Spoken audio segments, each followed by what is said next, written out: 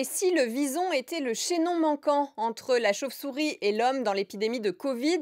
Dans un article du journal Science, deux virologues proposent de faire des investigations dans les milliers d'élevages en Chine. Parmi eux, il y a Shi Zhengli, surnommée Batwoman, une éminente chercheuse qui travaille à l'Institut de virologie de Wuhan, diplômée de l'Université de Montpellier, et qui a identifié l'an dernier la provenance du coronavirus chez la chauve-souris. Elle estime qu'il faut faire des investigations rétrospectives, c'est-à-dire sur des échantillons faits avant la pandémie, dans les nombreux élevages chinois de visons, mais aussi de chiens vivérins et de renards, notamment dans la province du Shandong, temple mondial de la production de fourrure et qui compte près de 3000 élevages. Les chauves-souris nichent souvent dans le toit des hangars où s'entassent des centaines de milliers d'animaux d'élevage. Elles défèquent sur les cages et propagent ainsi les pathogènes. En plus, les mustélidés, comme le vison ou le chien vivérin, éternuent et se transmettent très facilement le virus.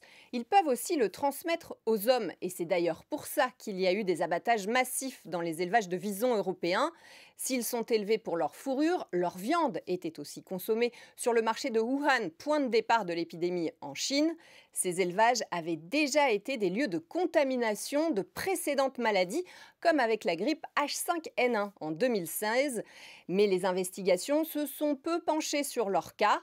Autre fait troublant, la Lombardie, point de départ de l'épidémie en Europe, cette fois au printemps dernier, abrite la moitié des élevages de visons d'Italie.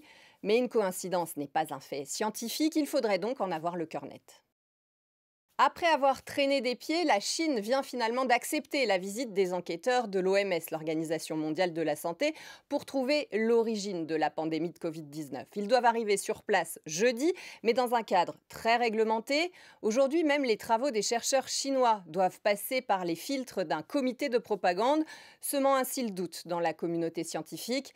C'est pourquoi, lors du sommet One Planet organisé en visioconférence aujourd'hui à l'Élysée avec les Nations Unies, plusieurs pays vont lancer une coalition de recherche appelée PRESOD pour prévenir l'émergence de maladies zoonotiques, c'est-à-dire celles qui naissent entre la faune sauvage et domestique, une sorte de vigie des futures pandémies.